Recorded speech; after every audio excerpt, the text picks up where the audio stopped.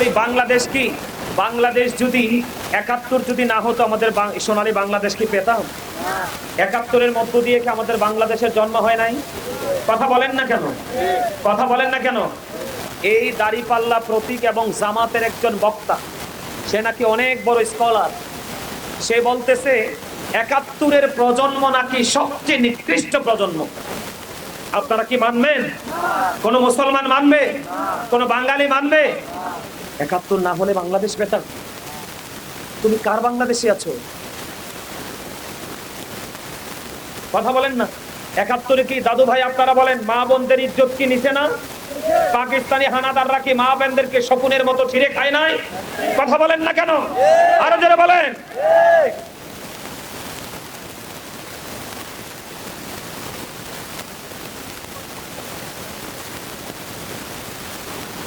এবার দেখছেন সৈনিক পাইয়া গেছি,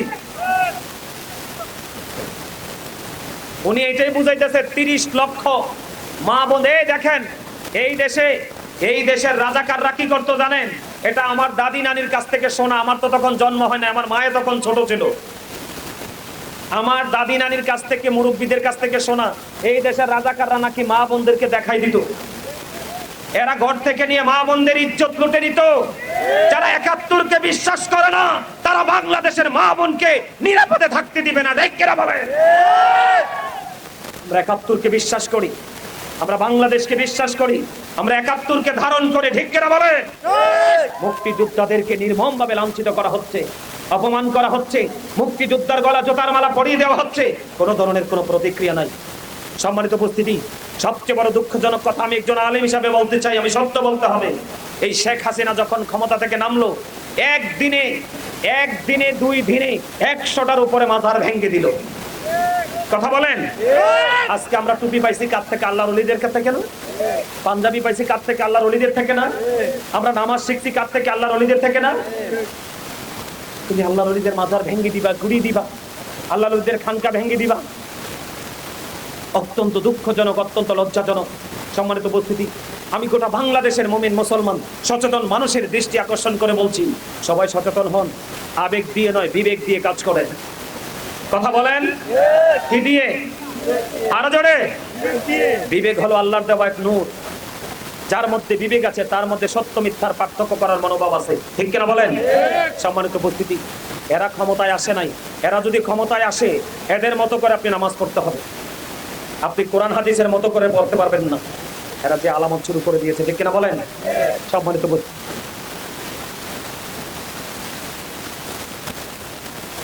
হ্যাঁ দাদা ঠিক আছে, কোনো সমস্যা নাই। আমার কথা কি আপনারা বুঝতে পারছেন?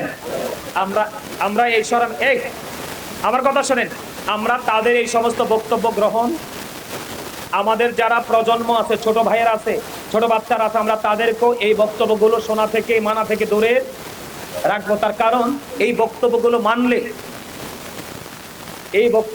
মানলে এবং শুনলে এগুলো একজনেরও ঈমান থাকবে না। আমরা ঈমান চাই, ঈমান নিয়ে বাঁচতে চাই। কথা বলেন ঠিক না বেঠে? আরো জোরে বলেন, আরো জোরে বলেন। আমরা এই দেশে হিন্দু, খ্রিস্টান, বৌদ্ধ, মুসলমান, এদিকে দেখান, যারা হিন্দু তারা তাদের উপাসনা করবে, যারা খ্রিস্টান তারা তাদের উপাসনা করবে। কথা বলেন না কেন? যে পেশা নিয়ে আছে তারা সবাই সবার পেশা নিয়ে কাজ করবে। আমরা আলেম হিসাবে আমরা তাদেরকে পরামর্শ দিব, সাজেস্ট করব, ভাই এটা অন্যায়, এটা নেই। কেউ যে মানবে সে লাকি, আর যে মানবে না সে ধ্বংস। ঠিক কিনা বলেন? কাউকে ছোট বা বলা ওর বাস্তবতা। এদিকে দেখেন, বাংলাদেশে 2টা প্রতীক আছে এখন বর্তমানে বিতর্কিত, নির্বাচনমুখী। কয়টা প্রতীক? কয়টা প্রতীক?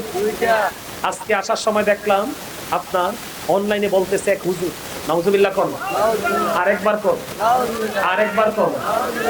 এই হুজুর কইতেছে এই 2 প্রতীকের মধ্যে যদি কেউ ভোট না দেয় তাহলে তারা মুসলমান না।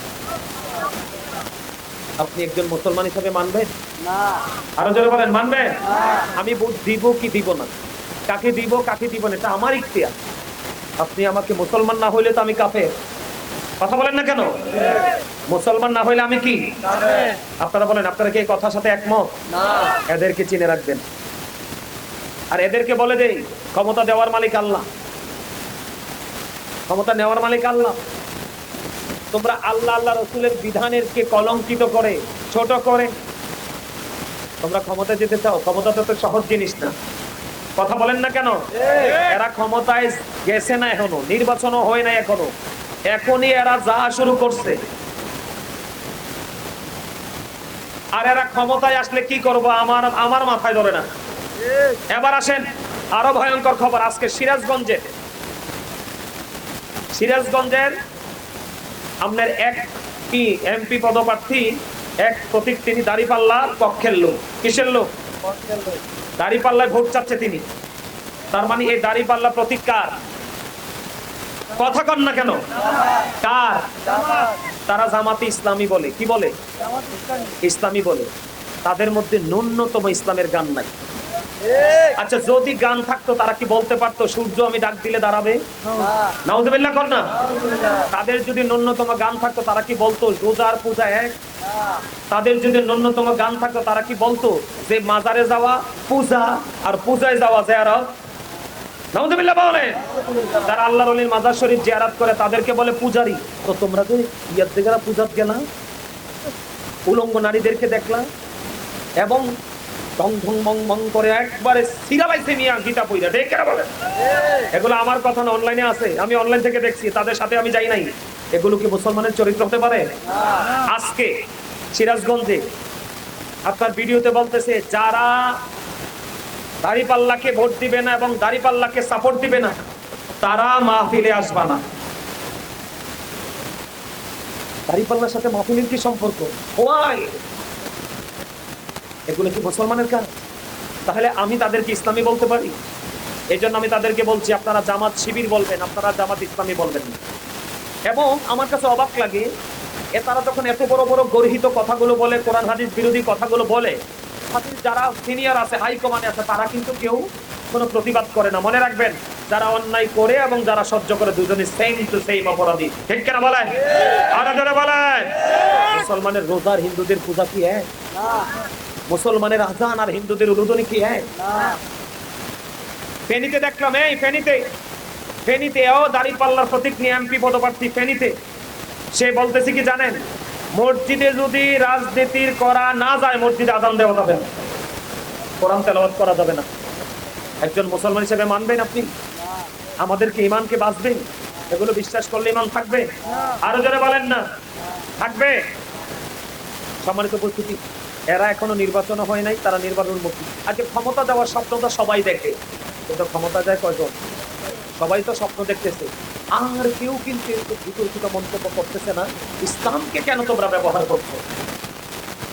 আমাদের যুব সমাজ কোথায়?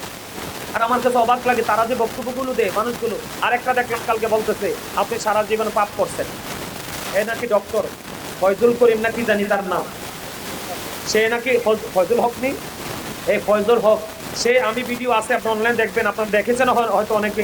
সে বলতেছে সারা জীবন সে পাপ করছে, পাপ কইরা বিড়ি খাইতে খাইতে যায় একজনকে বলবে যে তুমি দাঁড়িপাল্লা মার্কায় ভোট দাও, তাইলে তার সব গুনাহ মাফ। নাউজুবিল্লাহ কর না। আরেকজনে কইতাছে ইব্রাহিম আলাইহিস সালাম যে ইসমাইল আলাইহিস সালামকে কুরবানি করেছে, ইসমাইল আলাইহিস সালামের কুরবানির চাইতেও বড় কুরবানি হলো জামাতকে ভোট দেওয়া, দাঁড়িপাল্লায় ভোট দেওয়া। আপনারা বলেন আমরা কোথায় যাব? সম্মানিত উপস্থিতি, মাথা খারাপ না? গতকালকে চট্টগ্রামে এক হাফজখানার বাচ্চাদেরকে পিটাইয়া বের করে দিছে, বের করে মাদ্রাসা কোপাইয়া ভাঙ্গিয়া সুইরা আল্লাহর ওলির খানকা টানকা ভাঙ্গিয়া একবার এসে। আরে ভাই, তোমরা তো এখনো ক্ষমতায় যাও নাই, ক্ষমতায় গেলে তোমরা কি করবা? জাতি তো বুঝে গেছে, জাতি তো চিনে গেছে। আবার আজকে এনায়েতুল্লাহ আব্বাসী সাহেব, ডক্টর এনায়েতুল্লাহ আব্বাসী সাহেব যখন এগুলোর বক্তব্য দিতেছে, দর্শক সারি থেকে একজন বলতেছে হুজুর স্লিপ অফ টাং। হুজুর সাথে সাথে বলছে নো, এটা কখনোই স্লিপ অফ টাং হতে পারে না, এটা তাদের চরিত্র, ঠিক কিনা বলেন? এটা যদি তাদের চরিত্র না হতো তাহলে তারা কি করত? তাদের যারা একদম সিনিয়র লেভেলে আছে তারা তাদেরকে ডাক দিত, এই তোমরা ইসলাম শব্দ ব্যবহার করে ইসলামের সাথে অবমাননা করছো কিনা? তারা বলতেছে জামাত যদি হেরে যায়, কোরআন হেরে যাবে, তাহলে ওই যে দক্ষিণবঙ্গে কি জানি একটা আছে কৃষ্ণনন্দী, জামাত কৃষ্ণনন্দীকে মনোনয়ন দিয়েছে। আপনি বলেন তাহলে কৃষ্ণনন্দী যদি হেরে যায় তাহলে কি কোরআন হেরে যাবে? আরে যারা বলেন হেরে যাবে। সম্মানিত উপস্থিতি, ভাইয়ের আমার, বাবার আমার কাছে মনে হচ্ছে গোটা পৃথিবীর ইমানদার মুমিন মুসলমান ভাই বাবা মা বোনদেরকে বলে দিতে চাই, আবার তারা একটা অপকৌশল চালাচ্ছে তালিমের নামে মহিলাদেরকে দিয়ে, কিন্তু এখন ঘরে ঘরে এলাকায় গিয়ে প্রচারণা চালাচ্ছে। এর জন্য আমি আপনাদেরকে বলে দিতে চাই, আমি আবারও বলছি,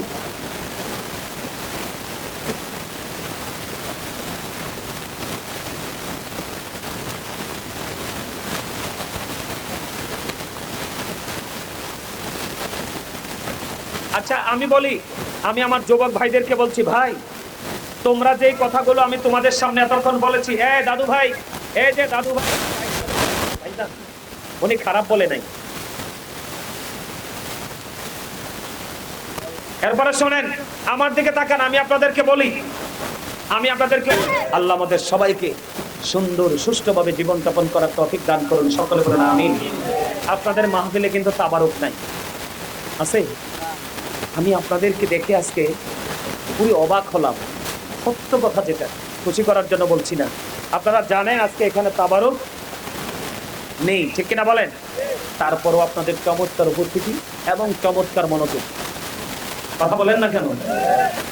আসলে আল্লাহ আপনাদের সবাইকে কবুল করে নিক, সকলে বলেন আমিন। আরো যারা বলেন আমিন। আপনারা কি দোয়া করে যাবেন না? সবাই যাবেন তো? আমার কথা কি কেউ রাগ হয়েছে? এগুলো কি আমার কথা না তাদের কথা? তাদের কথা না, আমি শুধু আপনাদেরকে মনে করিয়ে দিলাম আমরা যেন সজাগ থাকতে পারি। আল্লাহ যেন আমাদেরকে কবুল করবে, সকলে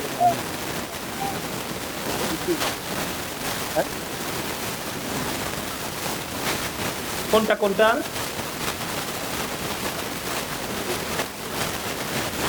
না না না না না, অত সমস্যা থাকতে পারে না মানুষ। আর জোরে বলেন।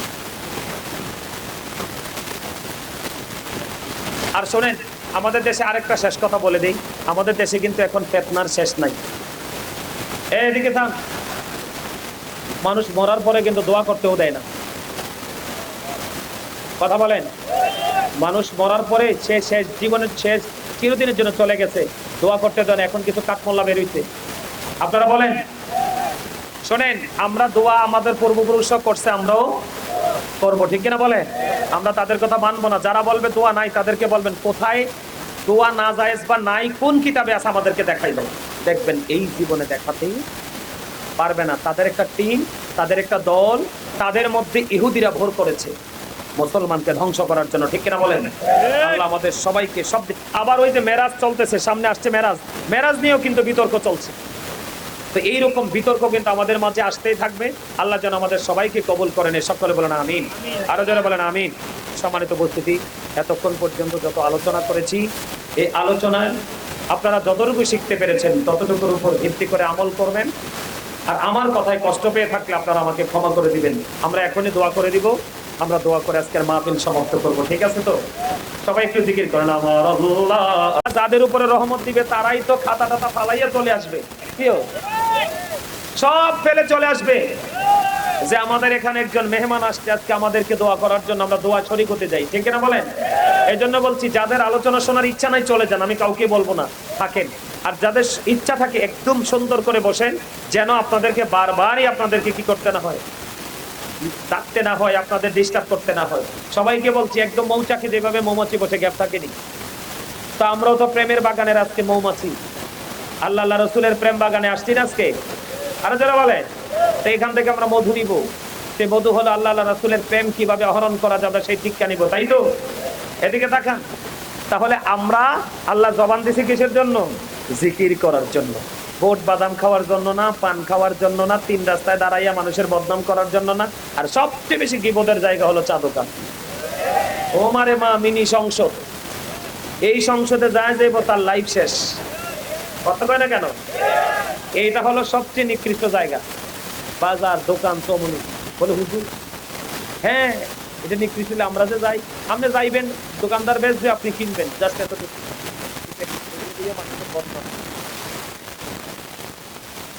বলেন আরো জোরে। আমার ওয়াজ কি আপনাদের মাথায় ঢুকতেছে? সবাই বুঝতেছে? তাহলে আপনি সফল হতে হলে কয়টা জিনিস লাগবে? একটা হলো ইমান, আর একটা হলো, বলে হুজুর ইমানটা কেরু? আপনি বাড়ি থেকে রওনা দিচ্ছেন, আপনার মনে মনে চিন্তা হলো, আল্লাহ আমি কিন্তু মাহফিলে যাইতেছি তুমি এবং তোমার হাবিবের সাথে প্রেমের শক্ত ডুলি লাগানোর জন্য। এটা হলো আপনার কনফিডেন্স, আত্মবিশ্বাস। এই আত্মবিশ্বাস নিয়ে যখন আপনি জান্নাতের বাগানে চলে আসবেন, এসে কিন্তু বসে গেছেন, হাইয়া আলাস সালাহ বলার পরে মসজিদে গিয়ে বসে গেছেন না? বসার পরে আপনার মনের মধ্যে ওই ইচ্ছাটা থাকবে যে আল্লাহ, আমি তো তোমার গোলামি করতে চলে এসেছি, আমার দ্বারা যেন কোনো ত্রুটি, আমি যেন সব সময় অ্যালার্ট থাকতে পারি। সুবহানাল্লাহ। আরো জোরে বলেন। আমাদের মধ্যে যখন এই মানসিকতা নিয়ে আমরা যখন মাঠে চলবো, পথ চলবো, আমাদের রহমত আমরা অন্যদেরকে হাওলাত দিতে পারবো। আমার কথা বল না কেন? কেমন বলে হুজুর, রহমত আবার হাওলাত দেখেন নে? একজনের ঘরে কিন্তু অনেক শান্তি, আরেকজনের ঘরে পুরোই অশান্তি। তারা অশান্তি ভোগ করতে করতে একদিন আপনার শান্তি দেখে আপনার কাছে আসবে, বুবু বলো তো তোমার ঘরে এত রহমত শান্তি করতে গেল। তখন কিন্তু উনি আল্লাহওয়ালা, তো উনি বলে দিবে। তখন আপনিও তার মতো করে পথ চলতে থাকবেন, দেখবেন আপনার কাছে আরেকজন আসবে, তোমার এই শান্তির কারণ কি। কথা বুঝতে পেরেছে? আর একটা কথা বলে রাখি, আমি ওয়াজে ঢুকে গেলে এই কথাগুলো আর বলবো না। এখনকার মানুষ, আপনাদের এই চিত্তেশ্বরী থেকে আর মানুষ নাই? ওরা কোথায়? বাড়িতে, চা দোকানে, অথবা বাসায় শৈশে মোবাইল টিপতেছে, তাই তো? এরা কতটা বোকা, আমার কথা শোনেন, এরা কতটা বোকা খেয়াল করে। মানুষ আজকে দেখবেন মসজিদ, মাদ্রাসা, মাহফিল, পবিত্র কাজে মানুষ নাই। এই না থাকার কারণ হচ্ছে মানুষ দুনিয়ার প্রতি বেশি আসক্ত হয়ে পড়েছে। এই দুনিয়ার প্রেম। সূরা আলে ইমরান 185 নম্বর আয়াতের শেষ অংশে আল্লাহ বলেছেন, ওমাল হায়াতুদ দুনিয়া ইল্লা মাতাউল গুরুর। এই দুনিয়ার হায়াত, এই দুনিয়ার জিন্দেগি একটা ধোঁকা। বলছে কে? আরো জোরে। আল্লাহ। তো ভয়ঙ্কর কথা নাই? তাই দুনিয়াতে যদি ধোঁকা হয় তাহলে আমি কি করব? হ্যাঁ, ওই ব্যক্তি ধোঁকায় না, যেই ব্যক্তি দুনিয়ার কাজও করছে, সময়ে সময়ে আল্লাহর কাজও করছে। তার প্রমাণ হলেন আজকে আপনারা। 365 রাতের মধ্যে 364 রাত তো মাহফিলে যাওয়ার দরকার নাই। আমার এলাকার মাহফিলে আজকে আমি মাহফিলে আসবো, বছরে একটা দিন, একটা রাতের কিছু অংশ, তাই না? এবার আসেন, যারা দুনিয়ার প্রতি আসক্ত হয়ে সন্তান সন্ততি সম্পদ নিয়ে একেবারে পাগল হয়ে গেছে, একবারে দেওয়ানা হয়ে গেছে, তাদের জন্য আরেকটা ভয়ঙ্কর খবর হলো, কোরআন শরীফের 19 পারা সূরা শুআরা 88 নম্বর আয়াতে আল্লাহ বলেছেন, ইয়াউমা লা ইয়ানফাউ মালু ওয়ালা বানুন। কিয়ামতের দিন আপনার ধন সম্পদ সন্তান কিচ্ছু কোনো কাজে আসবে না। আপনি কার জন্য জীবন দিলেন? কার জন্য সোনালী যৌবন শেষ করে দিলেন? আল্লাহ রাসূলকে ভুলে। এই জন্য আপনাদের একটা জিনিস সবচেয়ে বেশি প্রয়োজন। আমার আল্লাহ বলেছেন, তোমরা তো সাধারণ মানুষ। আরে আলেমরাই তো শয়তানের ধোকায় পড়ে যায়। এখনকার দেখবেন আমাদের দেশে কিছু মৌলবী বের হয়েছে, আমার কথা কয় না, কিছু মৌলবী বের হয়েছে, এদের কথা শুনলে আপনার ইমানও শেষ, আমলও শেষ। কথা কন না কেন? আরো জোরে, আরো জোরে। আজকে আসার সময় মোবাইলে দেখলাম এক ভিডিওতে এক হুজুর এরকম সোফায় বসে ওয়াজ করতেছে, বলতেছে ওই মার্কা আর ওই মার্কা যারা ভোট দিবে না তারা মুসলমান না, তারা কাফের।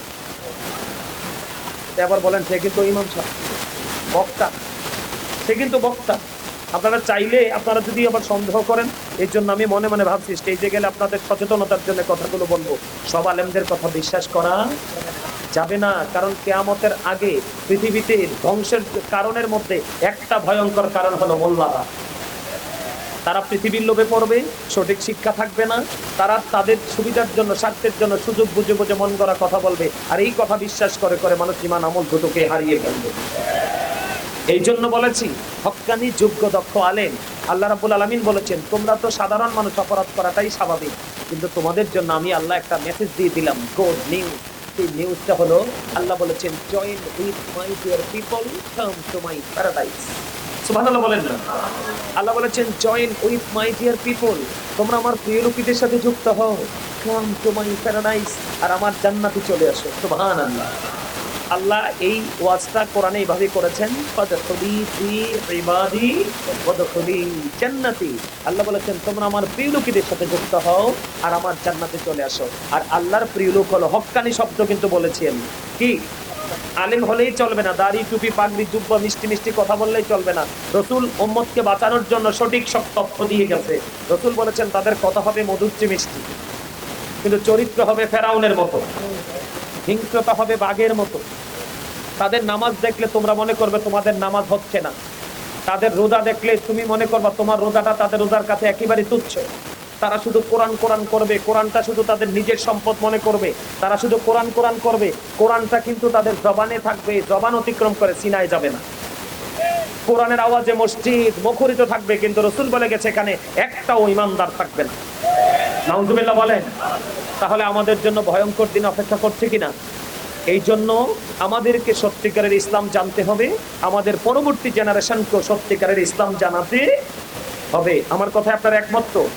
আমাদের জন্য কি করতে হবে? এখন একটাই মাত্র রাস্তা, সঠিক বলে হুজুর সঠিক আলেম চিনব কেমনে? যারা রসুলকে সত্যিকার অর্থে সম্মান করে। পৃথিবীতে শ্রেষ্ঠ সম্মানের মালিক কি সৃষ্টির মধ্যে? রসুল না আমার?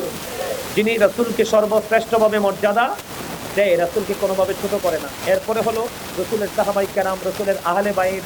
এমনি করে করে এই প্রজন্মে আপনি একবার কাছে থেকে চিনার একটা উপায় হলো আল্লাহর ওলিদের পক্ষের লোক যারা, তাই হলো সঠিক।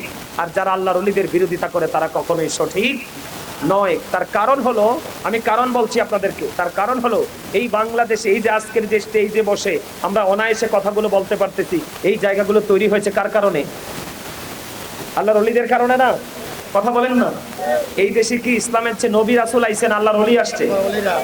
তো ভণ্ড যে থাকবে আমরা তাকে পানিশমেন্ট দিব, কিন্তু একজন ভণ্ডর জন্য কিন্তু আমরা সকল আল্লাহর ওলিকে কলঙ্কিত করতে পারি। এই জন্য আপনাদেরকে চোখ কান খোলা রাখতে হবে। সম্মানিত উপস্থিতি, আমার দিকে তাকান। আমি যে ওয়াজটাতে ছিলাম, অপরাধগুলোতে ছিলাম, একটা একটা করে অপরাধগুলো তুলে ধরছি। আমরা যে অপরাধের মধ্যে ছিলাম, এদিকে তাকান। প্যান্ট কি? প্যান্টে না আমাদের পোশাকটা কোন কন্ডিশনে পরা ফরজ? উপর দিয়ে নাভি বরাবর আর নিচে দিয়ে টাকনুর উপরে, এই কন্ডিশনে পরা এটা ইমানদার পুরুষের জন্য ফরজ, এবং এটাই পুরুষের পর্দা। এটাই কি পুরুষের পর্দা? এটা কে বলেছেন? আল্লাহ, কোরআন থেকে প্রমাণিত। সুবহানাল্লাহ বলেন। এখন কয়টা ছেলে এই কন্ডিশনে পোশাক পরে বলেন? আপনি লুঙ্গি বলেন, প্যান্ট বলেন, পায়জামা বলেন, ট্রাউজার বলেন, যেটাই বলেন, বলে হুজুর আপনি কি জিন্স প্যান্টকে মেন করলেন কেন? জিন্স প্যান্টকে মেন করার কারণ হলো, সম্মানিত উপস্থিতি, কারণ অন্য সব প্যান্টকে কাপড়কে বটা যায়, ওঠানো যায়, লম্বা ছোট বড় করা যায়, তাই না? কিন্তু জিন্স প্যান্টটা এমন একটা ক্রিটিক্যাল, এটাকে কিন্তু আপনি হাজার চেষ্টা করলে এটা উপর উঠাতে পারবেন না, ছিঁড়ে ফেলতে হবে। কারণ খেয়াল করেন, কারণ এটার জন্মই হয়েছে ছোট্ট হয়ে। কি হয়ে? বলে হুজুর এটা জন্ম ছোট হয়ে হলো কেন? কারণ এটাও একটা ইহুদিদের অপকৌশল। ইহুদিদের কি অপকৌশল? কারণ এই পোশাকটা দিয়ে আপনার পর্দা কি করে দিল? নষ্ট করে দিল। বুখারী শরীফের মধ্যে আসছে, যেই পুরুষ অহংকার করে করে টাকনুর নিচে ঝুলিয়ে ঝুলিয়ে পোশাক পরবে তার ঠিকানা হবে জাহান্নাম। নাউজুবিল্লাহ বলেন। তাহলে এটাকে আমাদেরকে ভয়ঙ্কর এক বার্তা দেয় না? তো এমনি করে করে আমরা প্রত্যেকটা সেক্টরে অপরাধ আমরা ঘিরে ফেলেছি। অপরাধ থেকে যেই পুরুষ পোশাক পরার পরেও তার লজ্জার টান ঢাকতে পারে না, সেই পুরুষ উলঙ্গ পুরুষ। নাউজুবিল্লাহ বলেন। সবচেয়ে বেশি লজ্জাজনক কথা হলো, দেখবেন নামাজে গিয়ে যখন এক রাকাতে রুকু দেয়, রুকু দিলে পিছনের কাতার থেকে দেখবেন তার লজ্জার টান মানুষ দেখে। যার লজ্জা নাই তার কিন্তু ইমানও নাই, আর যার ইমান নাই তার আমলের কোনো মূল্যই। কথা কি বুঝতে পারছেন? তাহলে আজকে থেকে আমরা এই পোশাককে কি করব? কুরবানি করে দিব, জব করে দিব। এই পোশাক আমরা কখনোই পরবো, কারণ এটা ইমানদারের ইমানকে টেকসই রাখতে পারে। কথা কি বুঝতে পেরেছেন? এই পোশাক পরে নামাজ পড়তে পারবেন, কিন্তু হেদায়েত মিলবে না। নাউজুবিল্লাহ বলেন, আরো জোরে বলেন। সম্মানিত উপস্থিতি, আমি আজকে বর্তমানে বাবা মার দায়িত্ব কর্তব্য নিয়ে আমি কথা বলবো। আপনারা আমার কথাগুলোকে শুনবেন? শুনতে রাজি আছেন? আরো জোরে। বাবা মার কর্তব্য, বাবা মার কর্তব্যের মধ্যে অবহেলা আছে বলেই আজকে যুব সমাজ পুরোই ধ্বংস।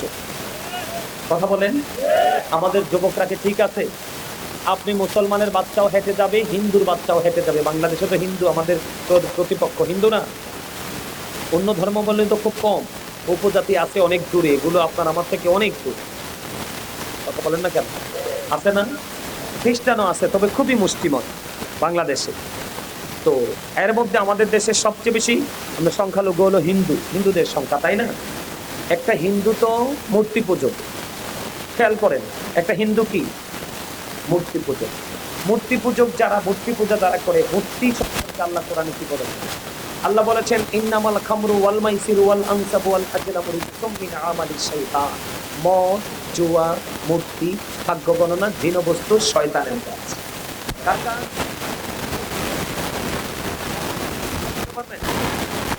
পূজা যারা করছে তারা শয়তানের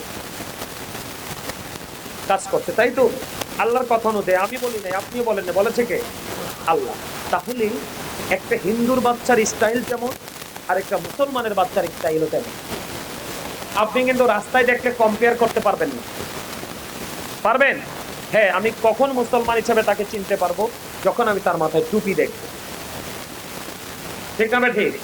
আমরা যখন তার মাথায় কি দেখবো? টুপি দেখবো, তখনই আমরা তাকে মুসলমান হিসেবে চিনতে পারবো। নাকি ভুল বললাম? আমার কথা বলেন না, শোনেন না, ভুল বলছি কিনা? হ্যাঁ, এটার কারণ কি? এটার কারণ হলো এটা, ওই যে বললাম 20, কারণ একটাই, এটার মাধ্যমে মুসলমানের চর্চার কোনো সুযোগ নেই। এটা কারণ আপনি মোবাইলটা খুললে দেখবেন উলঙ্গ ছবি, আপনি বাঁচার সুযোগ নাই তো। কোন জায়গাটাতে ঢুকবেন, এটার মধ্যে যত অপশন আছে, কোন জায়গা দেখবেন, সব জায়গা নষ্ট জিনিস। এগুলো কার কাজ? ইহুদিদের কাজ, বেঈমানদের কাজ। আল্লাহ কি বলেছে? এদিক দেখান, উইদ্দাত লিল কাফিরিন। আল্লাহ জাহান্নাম বানিয়েছে কাফিরদের জন্য। কার জন্য? কাফিরদের জন্য জাহান্নাম বানিয়েছে। আর আমরা যারা মুসলমান, আল্লাহ আমাদেরকে সতর্ক করেছেন। আল্লাহ বলেছেন, ইন্নাল কাফিরিনা কানু লাকুম আদুব্বাম মুবিনা। আল্লাহ বলেছেন, the heretics are the eternal enemy of the believers. ঈমানদারদের প্রকাশ্য শত্রু হলো বেঈমান কাফেরেরা। একদিকে আমাদের বেঈমান আমাদের শত্রু, আরেকদিকে তাদের জন্য বানাইছে আল্লাহ জাহান্নাম। এখন তাদেরকে ফলো করে করে আমরাও জাহান্নামী হচ্ছি। ঠিক কিনা বলেন? আমরা কি বেঈমান কাফেরকে ফলো করে স্টাইলিস্ট হওয়ার কথা ছিল, নাকি আমাদের স্টাইলটা রাসূলের মতো হওয়ার কথা ছিল? আল্লাহ কি বলেছেন? আল্লাহ আমাদেরকে সুন্দর করে বানাইছে, মন মতো করে বানিয়েছে। এই সুন্দর রাখার জন্য, আপনার আমার জন্য আল্লাহ সুন্দর একটা রাস্তা তৈরি করে দিয়েছে। সেই রাস্তার নাম কি? ইসলাম। ইহদিনাস সিরাতাল মুস্তাকিম। Islam is not only a religion but also complete code of life. ইসলামের মধ্যে আছে পরিপূর্ণ এবং পূর্ণাঙ্গ জীবন ব্যবস্থা, আপনার, আমার, আমাদের সবার। ঠিক কিনা বলেন? কেন? ইন্নাদ দীনা ইনদাল্লাহিল ইসলাম। ইসলাম হলো আমার আল্লাহর মনোনীত ধর্ম। জোরে কন্যা সুবহান। আর জোরে বলেন না সুবহানাল্লাহ। ওমা, আপনাদেরকে একটু আগে বললাম সুবহানাল্লাহ জান্নাতের মেহমানদের জান্নাতে খাবার। ওমা সুবহানাল্লাহ বলতে দুঃখ পান? হ্যাঁ, জিকির করবেন না একটু? করবেন? জান্নাতের ফল খাওয়া দরকার আছে না? খাবার খাইলে শান্তি মিলে দেহে, সত্যিকারের তাকওয়া নিয়ে, প্রেম নিয়ে আমল করলে শান্তি মিলে রুহে। তাহলে আজকের এই বাজার হলো রুহের বাজার। ঠিক না বলেন? সুবহানাল্লাহ ওয়ালহামদুলিল্লাহ লা ইলাহা ইল্লাল্লাহ। সুবহানাল্লাহ ওয়ালহামদুলিল্লাহ লা ইলাহা ইল্লাল্লাহ। লা ইলাহা ইল্লাল্লাহ লা ইলাহা ইল্লাল্লাহ। উরশ কুরসি লৌহ কলম সৃষ্টি জাহান ওসিলা। উরশ কুরসি লৌহ কলম সৃষ্টি জাহান ওসিলা। নিজে আল্লাহ খুশি হইয়া নাম রাখিলেন হাবিবুল্লাহ। সুবহানাল্লাহ আলহামদুলিল্লাহ মাশাআল্লাহ মাশাআল্লাহ। সুবহানাল্লাহ লা ইলাহা ইল্লাল্লাহ লা ইলাহা ইল্লাল্লাহ লা ইলাহা নবী আমার নবী জগৎ করলেন অজালা। নবী আমার নূরের পুতুল জগৎ করলেন অজালা। রোজ হাসরে করবেন তিনি উম্মতের ফয়সালা। সুবহানাল্লাহ মাশাআল্লাহ ইল্লাল্লাহ। সুবহানাল্লাহ আলহামদুলিল্লাহ লা ইলাহা ইল্লাল্লাহ লা ইলাহা ইল্লাল্লাহ লা ইলাহা ইল্লাল্লাহ। নবীর সাথী নবী সাইয়া যারে আল্লাহ পাঠাইলা। নবীর সাথী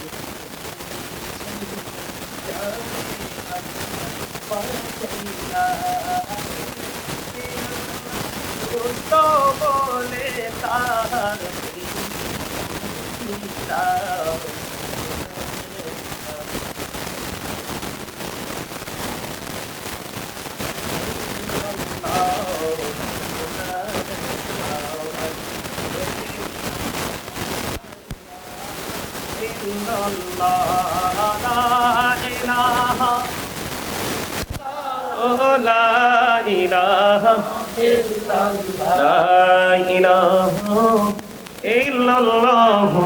মুহাম্মাদুর রাসূলুল্লাহ সাল্লাল্লাহু আলাইহি ওয়াসাল্লাম। জোরে জোরে বলেন আলহামদুলিল্লাহ। এই দিকের টাউন শুরু থেকে আল্লাহ কিন্তু দুর্বল ইমানদার থেকে শক্তিশালী ইমানদারকে বেশি পছন্দ করেন। আমরা দুর্বল সব সাইডে জবানে আওয়াজে বলেন আরো জোরে আমার বানানো আপনাদের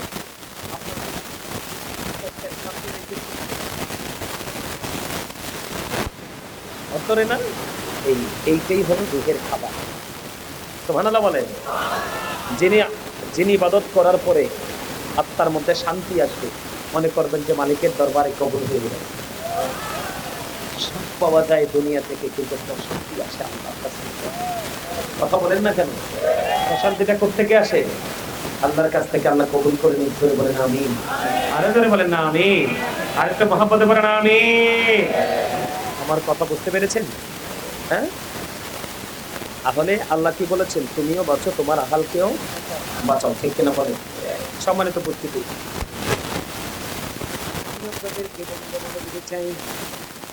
আল্লাহ রাব্বুল আলামিন পবিত্র কালামে হাকিম স্পষ্ট করে বলেছেন, ওয়া'বুদুল্লাহ ওয়া লা তুশরিকু বিহি শাইআন ওয়া বিল ওয়ালিদাইনি ইহসানা। আল্লাহ রাব্বুল আলামিন বলেছে তোমরা আল্লাহর ইবাদত করো। কি করো? ইবাদত করো আল্লাহর, আর আল্লাহর সাথে কোনো কিছু শরীক করিও না। ওয়ালা তুশরিকু বিহি শাইআ, আল্লাহর সাথে কোনো কিছুকে তোমরা শরীক করিও না।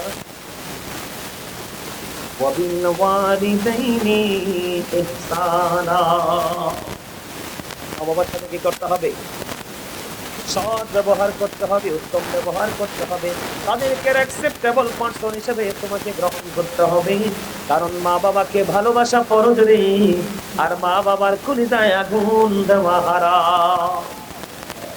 বন্ধু, এখনকার মা বাবারা, এখনকার ম্যাক্সিমাম ছেলে মেয়েরা, বিশেষ করে ছেলেরা, বাংলাদেশের ইতিহাসে যতগুলো সন্তানকে, যতগুলো বাবা মাকে বৃদ্ধাশ্রমে পাঠিয়েছে, সবগুলো পাঠিয়েছে বন্ধু ছেলেরা। কথা বল না কেন? মেয়েকে কোনোদিন বা মাকে রাস্তায় ফেলেছে? কোন মেয়েকে কোনোদিন বাবাকে রাস্তায় ফেলেছে? কোনোদিন বাবা মার দূর দিনে কোনো মেয়ে দূরে যায় না রে, একমাত্র নিষ্ঠুর আচরণ করে। ও বন্ধু ছেলেরা, এই নিষ্ঠুর আচরণের ভিতরে সবচেয়ে বড় কালো হাত হলো ডাইনি পুত্রবধূ। আমার কথা আপনার একমত কিনা? আরো জোরে বলেন না। মা বাবাকে বৃদ্ধাশ্রমে পাঠানো, মা বাবাকে খাবারের কষ্ট দেওয়া, মা বাবাকে কাপড় চোপড়ে কষ্ট দেওয়া, বৃদ্ধকালে বাচ্চার মতো মা বাবাকে কোলে পিঠে করে মানুষ করা, আদর করে রাখা, এই সবগুলোর জন্য বন্ধু সন্তান দূরে থাকে। একমাত্র কারণ হলো ডাইনি পুত্রবধূ। কিন্তু এই পুত্রবধূটা কেন ডাইনি হলো? এটা কেন দুষ্ট হলো? কেন এটা ক্যারেক্টার হলো? কেন এত নিষ্ঠুর হলো? এই গোড়া আসল জিনিস আপনি আমি জানি না। আমি আপনাদেরকে বলে দেই, যুবক বেশি বলবো না আজকে, বাবা মা সন্তানের প্রতি কিভাবে দায়িত্ব পালন করতে হয়, কারণ আপনাদেরটা প্রত্যন্ত অঞ্চল, লোকাল এলাকা, ঠিক কিনা বলেন? আমি আপনাদেরকে এই কারণে বলে দিতে চাই, এখনো বন্ধু গ্রামে গ্রামে, ঘরে ঘরে, বাড়ি বাড়ি, বিশেষ করে ও বন্ধু যাদের একটু টাকা পয়সা আছে রে, সন্তান ছেলে এবং ছেলের বউ যোগ্য দক্ষ থাকার পরেও মা বাবাকে কাজের বুয়া দিয়ে খাবার দেয়। এর সন্তান তুমি এত বোকা কেমন করে হলে রে? তোমার যখন ছোট্ট ছিলে, তোমার অনেক বড় বড় অসুখ হয়েছে, অনেক পায়খানা করেছো, অনেক প্রস্রাব করেছো, বাবা মাকে কত রাত তুমি জাগ্রত থাকতে বাধ্য করেছো, ঘুমাতে দেই নাই, কোনোদিন তো মা তোমার জন্য দাসী আনে নাই। কথা বলেন না? সন্তান অসুস্থ হলে কোনো মানুষ আমার সন্তানকে সেবা করবে না, আমি আমার মায়ের সেবা করব, আমি আমার সন্তানের সেবা করব। মা পাগলিনীর মতো সন্তান, সকল মানুষ দূরে চলে গেলেও মা তার আসলে বেঁধে রাখে। সন্তানকে কোনোদিন বোঝা মনে করে না। ও বন্ধু, আমরা এতটা দূরে থাকা, এতটা হতভাগা, আমরা আমাদের সন্তান মা বাবার কোনোদিন কথা থাকতে পারি না।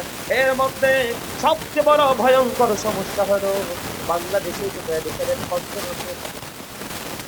গ্রাজুয়েশন কমপ্লিট করার ছেলে এবং ছেলের বউ মানুষ, তাদের কাছে পিতামাতা সবচেয়ে বেশি লাঞ্ছিত, ঠিক কিনা বলে? সবচেয়ে বেশি অপমানিত, সবচেয়ে বেশি নির্যাতিত, সবচেয়ে বেশি নিষ্পেষিত। বন্ধু, আমি আপনাদেরকে বলেছি, এটাও বন্ধু কিয়ামতের একটা বড় আলামত। এটা কি?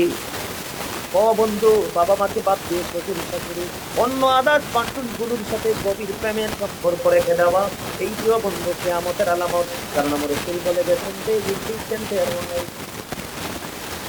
ছেলেরা বউদের কথা মতো চলবে, বউদের কথা বন্ধু বেশি বেশি করে শুনবে, বউয়ের কথা মতো চলবে। ও বন্ধু, মা বাবার কথাগুলোকে কন্টিনিউয়াসলি ইগনোর করেই যাবে। জোরে কন্যা নাউযুবিল্লাহ। অথচ বন্ধু, আমি আপনাদেরকে বলতে চাই, হাদিস শরীফের মধ্যে থেকে কোরআনে আল্লাহ কি বলেছেন? ওয়াবুদুল্লাহ ওয়ালা তুশরিকু বিহি শাইআন ওয়া বিল ওয়ালিদাইনি ইহসানা।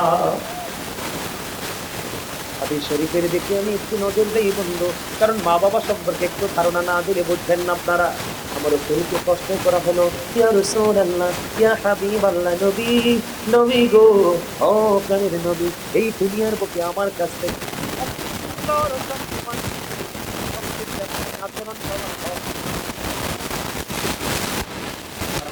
বললেন কলা উম্মুকা।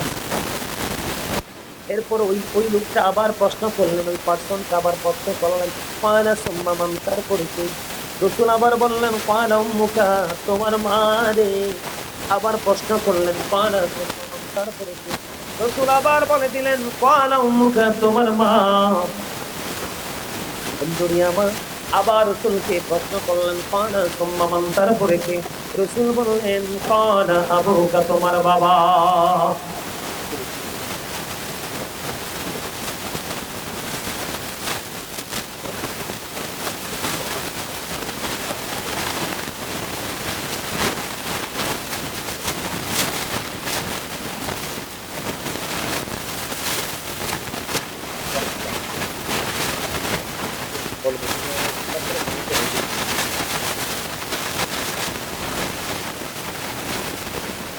আমার কথা কি আপনাদের কাছে খারাপ লাগছে?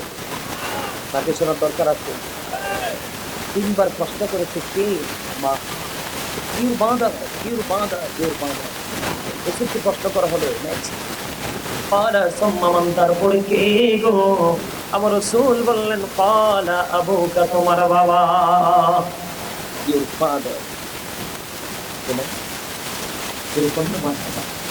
আরে আরো জোরে কন্যা মারহাবা।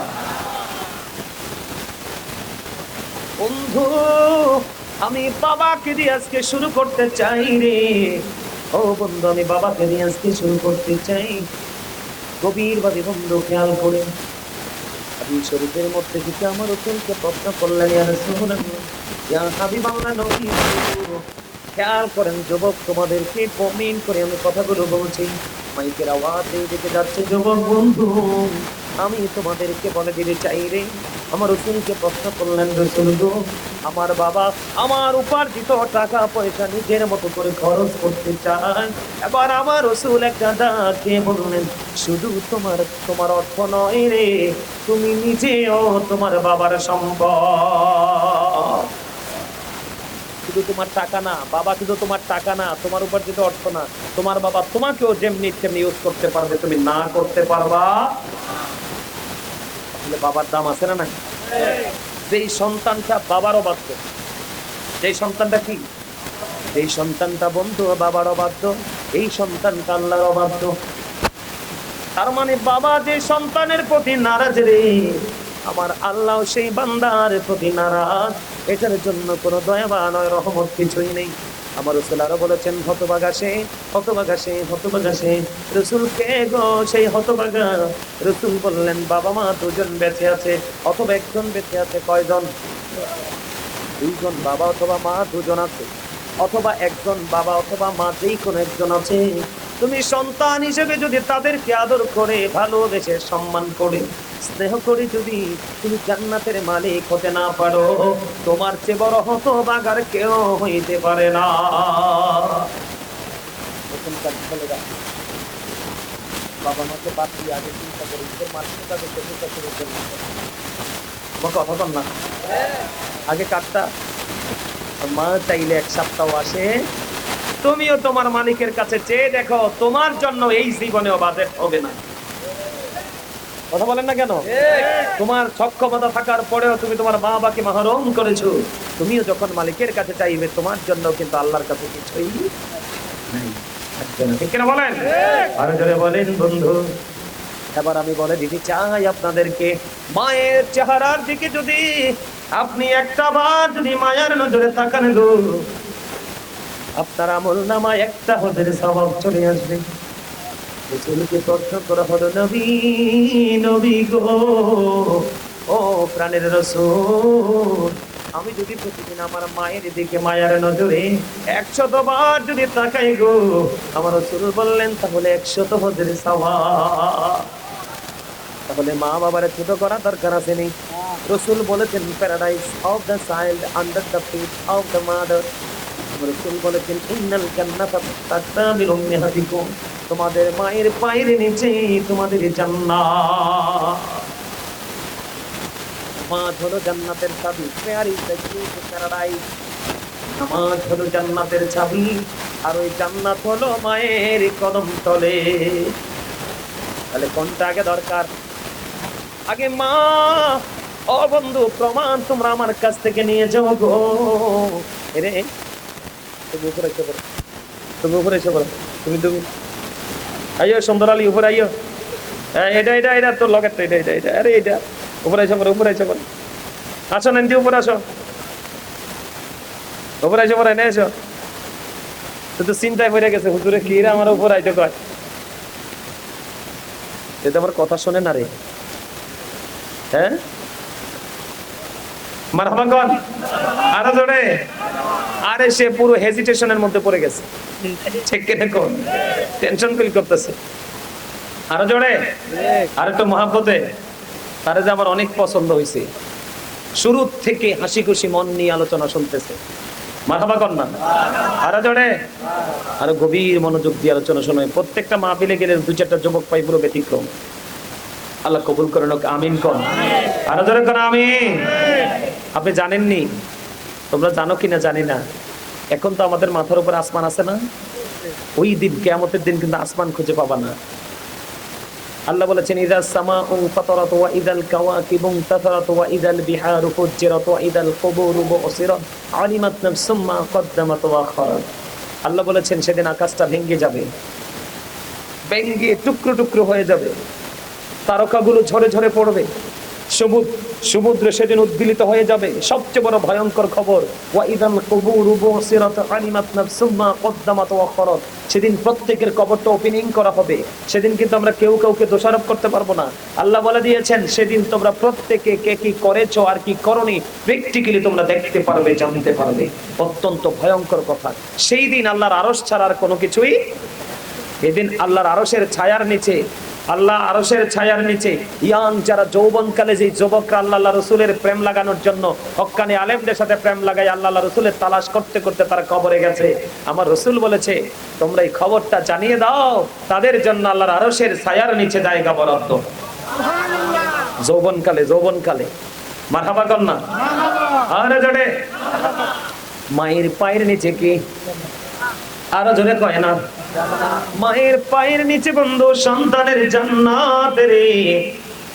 তাহলে আপনি নামাজ পড়বেন ঠিকই বন্ধু, আগে আপনি আপনার জান্নাতটা সুনিশ্চিত করবেন। কথা কয় না কেন? আমি আপনাদেরকে প্রমাণ দেই বন্ধু হাদিস শরীফ থেকে। ও ও বন্ধু, হাদিস শরীফ থেকে বলছি, আপনারা শোনেন। হযরত জুরাইজ নামে একজন আল্লাহর বুজুর্গ বান্দা ছিল। হাদিস শরীফের মধ্যে সে ছেলেটার নাম হলো হযরত জুরাইজ। এমন আল্লাহর পাগল ছিল রে। আমরা মানুষ যেমন একত্রিত হয়ে নামাজ পড়ি, যেমন ভাবে একত্রিত ভাবে নামাজ পড়তে সে মজা পেত না।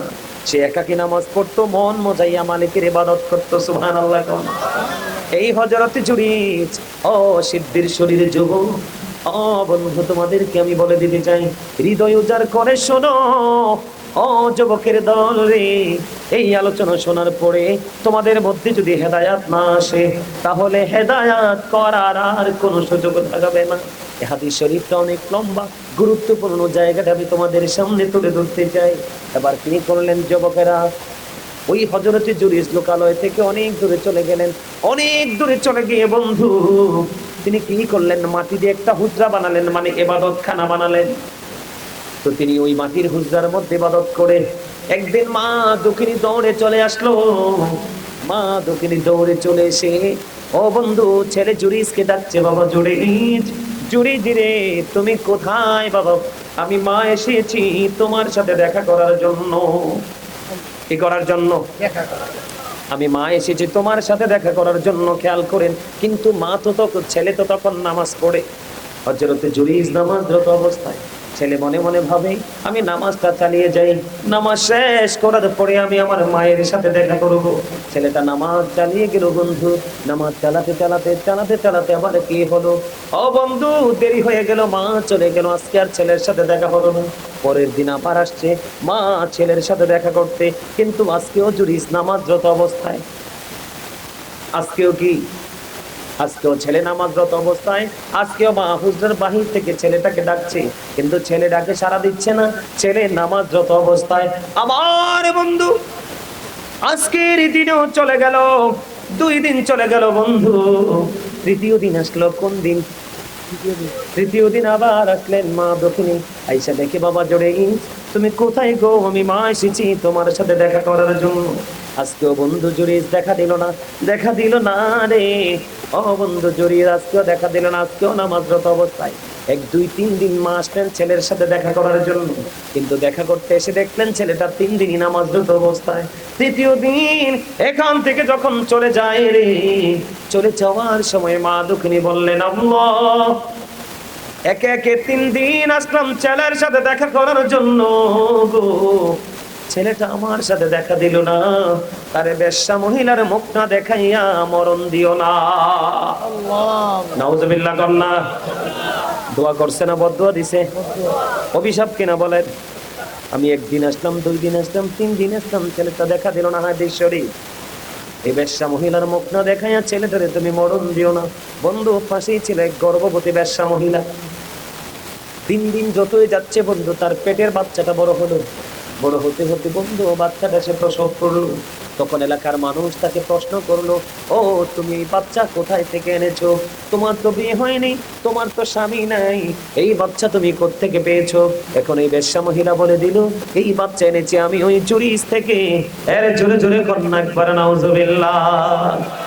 অথচ এই সরল মনা জুরাইজ এমন বড় আল্লাহর ওলি রে, এমন বন্ধু আল্লাহর বুজুর্গ।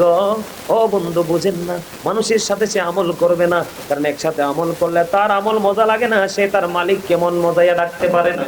এমন একজন আল্লাহওয়ালা, ও বন্ধু, বুজুর্গ ছেলে, তার মা বদদুয়া দিয়ে গেল, আমি বারবার আসলাম দেখা করতে, দেখা দিল না রে। ওই ছেলেকে বেশ্যা মহিলার মুখ না দেখাইয়া তুমি মরণ দিও না। বেশ্যা মহিলার পেটের বাচ্চা আসলো।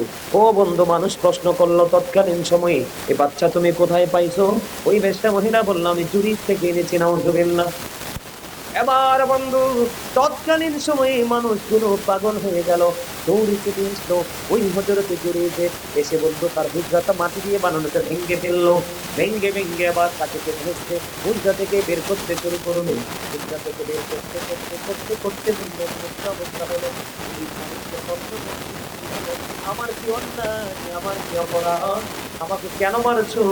এবার ওই জুরাইজ যখন প্রশ্ন করলো, এবার বললো, ওই বেশ্যা মহিলার পেটে তুমি বাচ্চা দিয়েছো। নাউজুবিল্লাহ বলেন না। যদি কষ্ট একটু হয়ে গেছে, এটা আবার কেমন ধরনের কথা? এমন কাজ তো আমি কোনোদিনই করতে পারি না, করিনি, আমি এই কাজ করিনি বন্ধু। এবার হযরতে জুরিজ, এবার তিনি বললেন, কোথায় রে সেই বাচ্চাটা? ও বন্ধু, অসংখ্য মানুষ একত্রিত হলো। দেখবেন চোর যদি চুরি করে মানুষের কোনো ফিলিংস থাকে না, কিন্তু ভালো মানুষ অথবা মসজিদের ইমাম সাহেব যদি ছোট্ট ত্রুটি করে রে, তার কিন্তু রেহাই নেই। কথা কন না?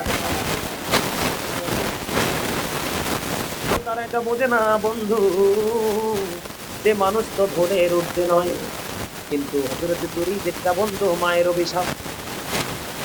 এবার অসংখ্য মানুষ দাঁড়িয়ে আছে বন্ধু। জুরিজ বলল, আমাকে একটা ঘটি পানি দাও। এবার জুরিজ একটা ঘটি পানি দেওয়া হলো।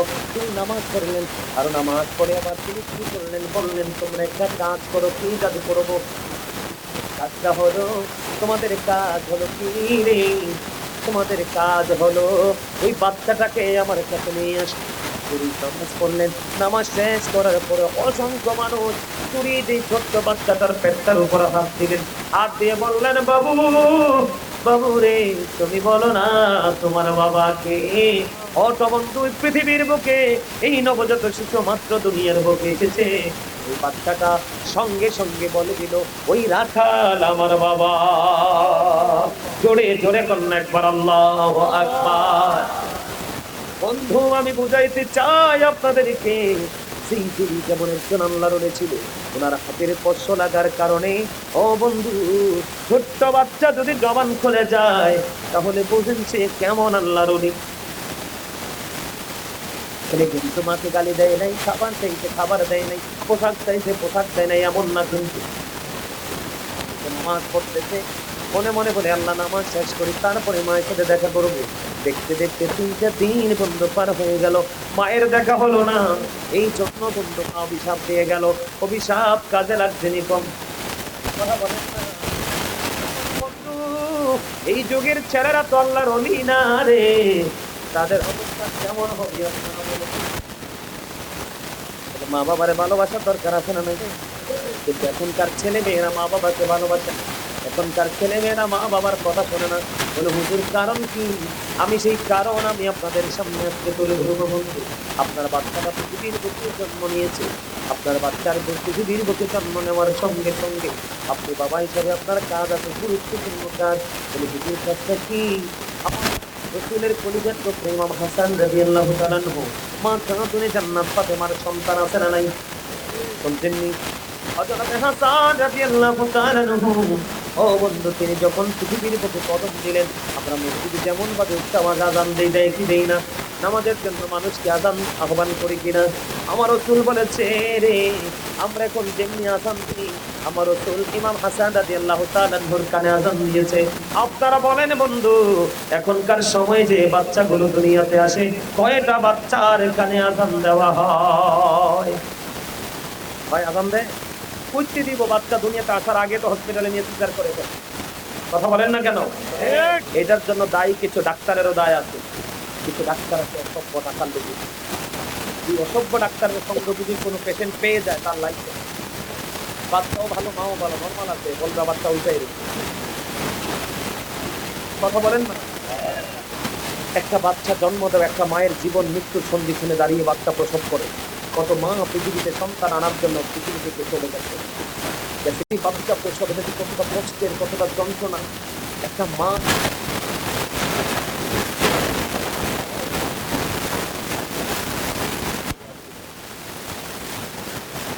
খেয়াল করেন বন্ধু, আপনি কিন্তু আযান দেন, আপনি কিন্তু আল্লাহর হুকুম অমান্য করছেন। বলে না কেন? বন্ধু, বাচ্চাটার বয়স যখন 7 দিন হয়ে যায় রে, আমার তোমার বাচ্চাটার মাথার উপর ফেলে দাও। একটা নাম রাখো, একটা নাম রাখো। 1 বছরের 2টা ছাগল দিয়ে তুমি আকিকা দিয়ে দাও। আর মেয়ে বাবু যদি হয় রে, 1 বছরের একটা ছাগল দিয়ে তুমি আকিকা দিয়ে দাও। কয়টা বাবা মা, ও বন্ধু, কয়টা বাবা মা বলেন না? যাদের নাই সেটা হলো ভিন্ন কথা, গরিবের কিন্তু কোনো হুকুম নেই। গরিব তো খাইতে পায় না, দিবে কি? দেখতে নেওয়া। গরিবের হিসাব তো আলাদা, কিন্তু তাদের ক্ষমতা আছে বন্ধু। দুনিয়াতে গরিব তো ভাতে খাইতে পায় না বন্ধু, বিক্রি করে খায়, মানুষের কাছ থেকে খায়। সে কেমন করে বন্ধু আতিকা দিবে? কথা বলেন না কেন? যাদের সামর্থ্য আছে,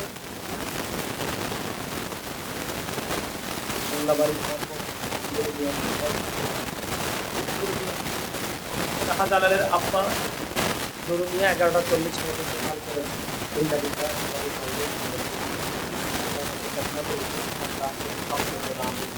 আরো জোরে বলেন না আমি, আরো জোরে বলেন আমি।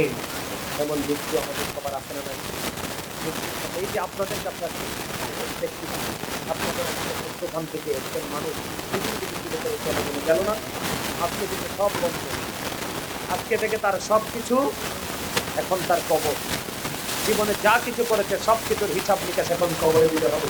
এই কবর আপনার আমার জন্য আছে না নাই? এই কবরে যেতে হবে। এই জন্যই আপনাদেরকে আজকে আলোচনা শুনতে হবে কি হবে না? আরো জোরে বলেন, হবে কি হবে না? আপনারা শুনতে চান কি চান না? এই নুরু মিয়া মারা গেছে, এখানে বসে আমরা সবাই মিলে দোয়া করবো। আমি কিন্তু একজন মেহমান, মুসাফির, দোয়া করবো আল্লাহ যেন কবুল করেন সকলগুলো না। আমি আপনারা নুরু মিয়াকে এখন তো আর মাটি দেওয়া যাবে না, আমি ওয়াজটা শেষ করি, তারপর আপনারা যাবেন, দেখবেন, দোয়া করবেন, আমরাও আনুষ্ঠানিকভাবে দোয়া করে যাবো। রাজি আছেন তো? আমি কি ওয়াজটা একটু করবো, বিষয়টা কি একটু আপনাদেরকে জানাবো? দরকার আছে না নাই? আপনারা শুনতে সবার রাজি আছেন তো? ও বন্ধু, বাবা মা সন্তানের 7 দিন নয় 7 বছর পার হয়ে গেলে এখন আর হওয়ার খবর নাই। অথচ কিন্তু আপনার সামর্থ্য আছে। কথা বলেন না কেন? তাহলে আপনি আল্লাহর হুকুম অমান্য করেছেন কিনা বলেন? কথা বলেন না, আল্লাহর হুকুম অমান্য করেছেন কিনা? ও বন্ধু, এবার আমার দিকে তাকান রে। এবার মাকে দায়িত্ব দেওয়া হয়েছে। মা গো, তোমার যে ভোগের পর্যাপ্তের এখন তোমার এই সন্তানকে কমপক্ষে 2 বছর দুধ খাওয়াতে হবে। 6 বছর এমন মা আছে বন্ধু, কোরআন হাদিসের ন্যূনতম জ্ঞান নাই। ও বন্ধু, বাচ্চাটাকে যদি রসিকার খাওয়াইয়া বাঁধাইছি, কিন্তু দুধ খাওয়াই নাই। আপনি আল্লাহর কথা মান্য করেছেন রে, আপনার কথা কেমনি শুনলে আপনার বাচ্চা? কথা বলেন না কেন? মায়ের মালিককে, বাবার মালিককে, সন্তানের মালিককে, জমিনের মালিককে, আসমানের মালিককে। ও বন্ধু, কোরআন থেকে প্রমাণ। আমার আল্লাহ বলেছেন, লিল্লাহি মা ফিস সামাওয়াতি ওয়া মা ফিল আরদ। সব কিছু আল্লাহ, সব কিছু আল্লাহর বলেন না কেন? এবার আসেন বন্ধু, মা যখন বাচ্চাটাকে দুধ খাওয়াবে, আবার কাজ হলো তিনি বাচ্চাটাকে কোনো খাবার খাওয়াবে,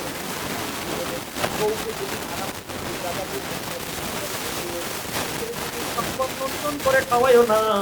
খাবার থেকে মায়ের স্তরে দুধ আসবে, এই দুধ বাচ্চার পেটে যাবে, বাচ্চাটার বডিটা হারাম ভাবে বেড়ে উঠবে। কথা বলেন না কেন? আমার কথাকে বুঝতে পেরেছেন আপনারা? দেখতে দেখতে বাচ্চাটার বয়স হয়ে গেল বন্ধু 7 বছর। 7 বছর যখন হলো, আমার রাসূল জানিয়ে দিয়েছে, তোমার বাচ্চাটাকে তুমি নামাজের জন্য তাকে দাও। 7 বছর থেকে 8 বছর, 9 বছর, 10 বছরে পারে গেছে। আমার রাসূল বলে দিলেন, তোমার বাচ্চাটা নামাজ না পড়লে তাকে হালকা পাতলা মাইর দাও। কি করো? এখনকার বাচ্চারে বাবা মা মারেনি, মা বাবা তো মারে না, টিচাররা পর্যন্ত মারতে পারে না। টিচারকে বন্ধু মারতে যায়, ঠিক কিনা বলেন? মনে রাখবেন, সন্তানের জন্মদাতা হলো বন্ধু বাবা মা রে, আর মানুষ গড়ার কারিগর হলো বন্ধু টিচার। আমি সবাইকে ভালো বলছি না, দুষ্ট কিছু আছে, এটা তো ব্যতিক্রম জিনিস। কিন্তু আমরা যে শিক্ষা অর্জন করেছি আমাদের ওস্তাদদের থেকে শিখেছি। আমাদের ওস্তাদরা ভয়ে পড়াটা আগেই বন্ধু আদায় করে ফেলতাম। এখনকার বাচ্চাদেরকে সেই ফিলিংসটা ফেলি। আবার আসেন বন্ধু, দেখতে দেখতে বাচ্চাটা 10 বছর, 12 বছর, 15 বছরে পা দিল, ভালো মন্দ বুঝতে শিখলো, আগুন পানি বুঝতে শিখলো। তখনই আমার রাসূল বলেছে, বাবা বাবা গো, মা এবং বাবা আপনাদেরকে বলে দিতে চাই, শিক্ষিত শরীর মানুষকে আজকে বলে দিতে চাই, আমার রাসূল তখনই বলেছেন আদিবু আওলাদাকুম আলা সালাতি খিসানিন হুব্বি নবীকুম হুব্বি আহলি বাইতিহি ওয়া আলা কিরাতিল কুরআন। আমার রাসূল বলে দিয়েছেন তোমরা তোমাদের সন্তানদেরকে তিনটি বিষয় শিক্ষা দাও, একটা হলো নবীর মহব্বত, আরেকটা হলো নবীর আহলে বাইতের মহব্বত। এই দুইটা মহব্বত অর্জন করা তোমাদের জন্য ঈমান এবং ফরজ। এরপরে রাসূল বলেছেন কোরআন তেলাওয়াত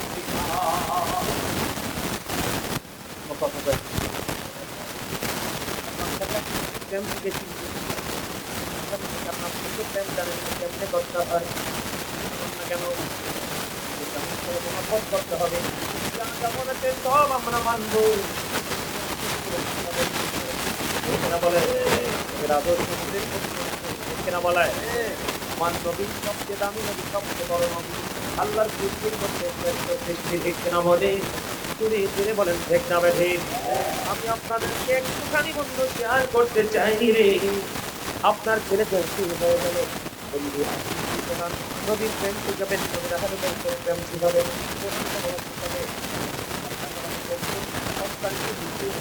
শিখাতে হবে হবে না কেন? যাতায়াতের সাথে মুরুব্বিদের সাথে কেমন ভাবে আচরণ করতে হয়, রাস্তাঘাটে চলতে কেমন করে চলতে হয়, এগুলি শিখাবেন। এই করতে করতে বন্ধু ছেলেটা বন্ধু বিবাহের উপযুক্ত হয়ে গেল, মেয়েটা বিবাহের উপযুক্ত হয়ে গেল। সময় যখন হবে রে, আপনি আপনার ছেলে এবং মেয়েকে বিয়ে দিয়ে দিতে হবে। আমার কথা কন না কেন? এখনকার আমাদের বাংলাদেশে আপনারা খবর কতটুকু রাখেন জানি না, এখন বর্তমানে বাংলাদেশে জিনা বেড়েই চলেছে, বিচার বেড়েই চলেছে। সবচেয়ে বড় বন্ধ ভয়ঙ্কর খবর, এখন বাংলাদেশে সমকামিতার মতো নষ্ট কাজে শুরু হয়ে গেছে, যেটা একটা পুরুষ আরেকটা পুরুষের সাথে বিভিন্ন চাহিদা মেটাবে। নাউযুবিল্লাহ বলেন না, যেটা লোক জাতির কাজ ছিল। কোন জাতির কাজ? লোক জাতির কাজ। একটা হলো ধর্মীয় শিক্ষা না থাকার কারণে, আরেকটা হলো বাবা মা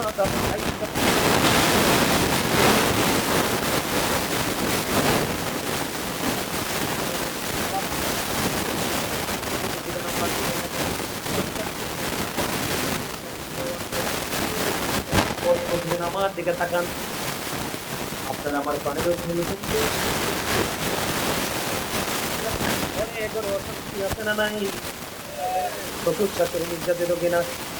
বিশেষ করে দুষ্ট বউ যদি করে থাকে রে, তার বোনটাকে ভাইয়ের কাছে একটা ফোন ফেলে বোন তার চুরিটা শান্ত হয়, শ্বশুর বাড়িতে বড় করে কথা বলতে পারে যে আমার ভাই সবসময় আমার খবর রাখে। কথা বল না কেন? এই দুষ্ট বউয়ের কারণে চতুর্দিকে বন্ধু ভয়ঙ্কর আগুন। এই আগুন থেকে আপনারা বাঁচতে হলে আজকে আমি ওয়াজ করে যাই, এইগুলো যদি মেনে কাজ করতে পারেন তাহলে আপনার জীবন বন্ধু ধন্য হয়ে যাবে। কোনো সমস্যা নাই, সুন্দরী কিনে দিয়ে আগে দেখবা, বংশ মর্যাদা আছে কিনা সেটা দেখবা, টাকাওয়ালা কিনা আছে কিনা দেখবা, কর্মধন আছে কিনা, তার মানে আল্লাহওয়ালা কিনা, ইসলাম সম্পর্কে কান আছে কিনা সেটাও দেখবা। রাসূল বলেছে তুমি ধনীও পেলে না, সুন্দরীও পেলে না, কোনো বংশগুলি মেয়েও পেলে না, তুমি পেয়েছো শুধু আল্লাহওয়ালা রে। রাসূল বলছেন বাকি তিনটার প্রয়োজন নেই, এই আল্লাহওয়ালা মেয়েটাকে তোমার ঘরে বউ করে নিয়ে আসো।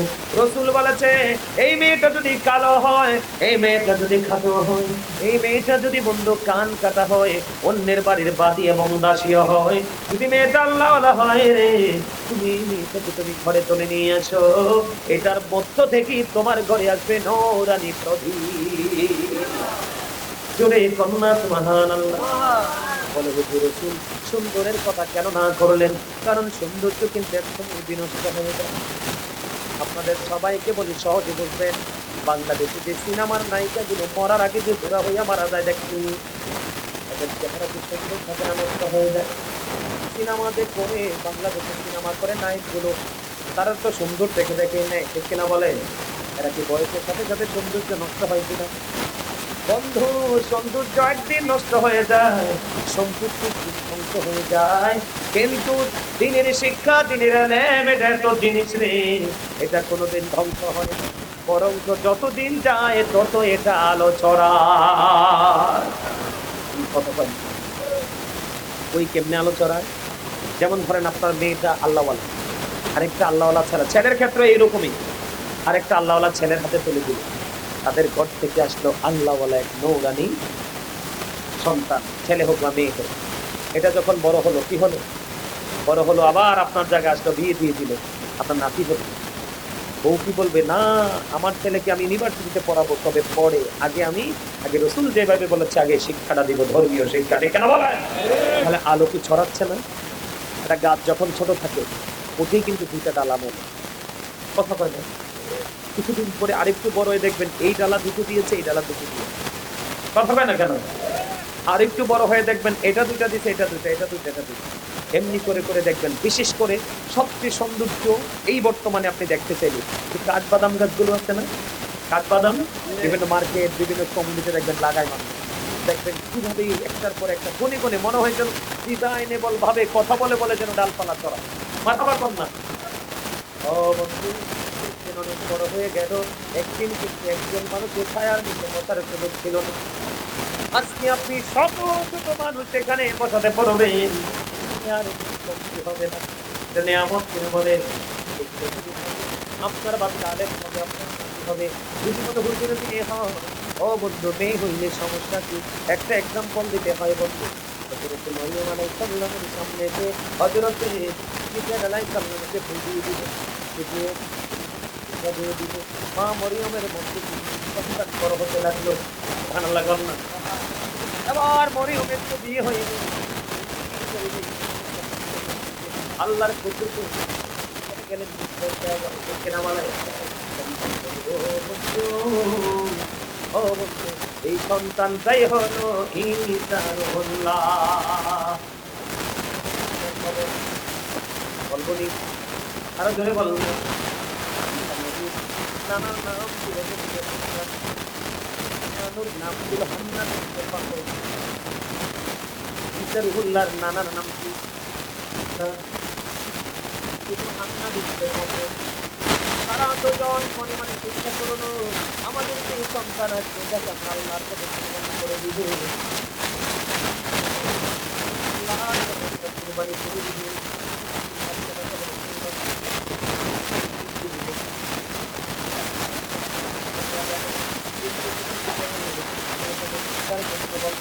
তখন বন্ধ তৎকালীন সময়ে এলান করে দিল,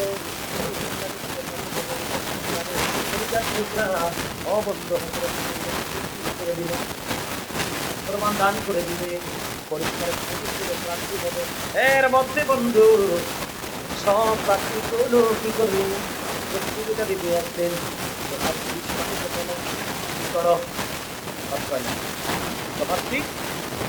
দিতে ফেলো, তোমাকে পানিতে ফেলতে ঢুকবে না, বাঁচবে। তোমার এই পানিতে ফেলে দাও, যার শিক্ষা বাজবে সেই হবে মরিয়মের অধিকারী, ছোট্ট মারিয়াম। জোরে জোরে বন্ধু সুবহানাল্লাহ। বন্ধু সবার দিক বন্ধু ডুবে গেল রে। হযরত জাকারিয়া আলাইহিস সালামের ছিল না, হযরত জাকারিয়া আলাইহিস সালাম পানিতে মারলে ডুবে গেল, ওই মরিয়মের দায়িত্ব তিনি নিয়ে নিলেন। সুবহানাল্লাহ বলা।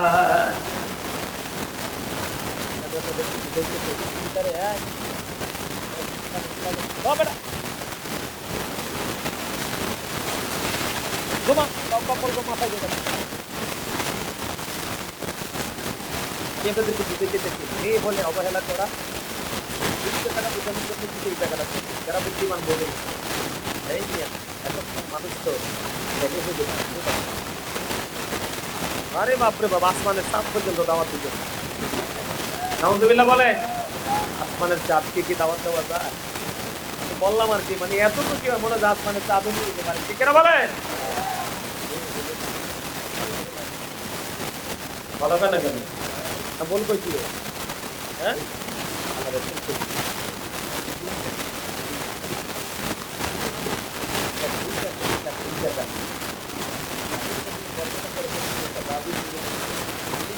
একটা কন্যার করতাম, হয়তো আমার রাসূল বলতে একটা কন্যার পিতা মাতার জন্য একটা দান।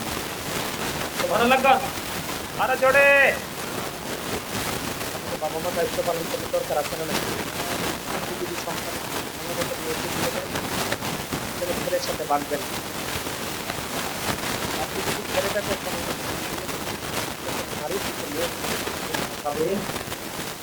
এখন তো আমাদের বাংলাদেশে গতকালকে আয়াত রমজানের চাঁদ দেখা খুশি হইলে হইতো না 30টা আছে রোজা কথা কন না কিল্লা রোজা কয়টা আছে রোজা আছে কয়টা সাহারিও খাইতে হবে 30টা কথা কন না কিল্লা সবচেয়ে বড় কথা তারা দিবর তৈব 20 টাকা খুশি হয়েছে হিসাব করে খুশি হয়েছে আপনি ওখানে গেলেন কেন অনেক পুরুষরা দেখি খুশিতে রমরম মনোভাব নিয়ে হাঁটছে এই যুবকের দল আমরা ইমানদার আমাদের জন্য প্রত্যেকটা জিনিসের একটা লিমিট আছে আমরা ইহুদি না তারা না যে আমরা কন্ট্রাক্ট দিয়ে করবো অবন্ধ আমরা মুসলমান এদের যেমন দাম আছে রে নারীদেরও আরো দাম নারীদেরকে ছোট করে দেখো না নারীদেরকে কলম তুমি মনে করো না নারীদেরকে তোমার পায়ের স্যান্ডেল মনে করো না নারীদেরকে ভোগের পণ্য মনে করো না রে আজকে থেকে যদি পৃথিবীতে কন্যা সন্তান জন্ম হওয়া বন্ধ হয় পৃথিবী আজকে থেমে যাবে ঢেকে না বলা তুমি আজকে দ্বিতীয় বিয়ের জন্য কোনো অনুমতি লাগবে না এটা শুনে তুমি খুশি হয়েছ কিন্তু তুমি এত বোকা কেন তাদের প্রশ্ন তোমার রোজ থেকে যদি মেয়ে হয় তোমার মেয়েটাও তো এমন হালকা জিনিস হিসাবে তোমাদের বিবেচিত হবে ঠিক কেনা বলা আমরা ওই আইনে চলবো না আমরা কোরআন এবং হাদিসের আইনে চলবো আল্লাহ আল্লাহ রাসূল এইভাবে কোরআন নারীকে মর্যাদা দিয়েছে আমরা তাদেরকে মর্যাদায় রাখবো কারণ নারীদের সবচেয়ে বড় জায়গা হলো তিনিরা মায়ের চাপ ঠিক কিনা বলে আমরা কি খুশি হব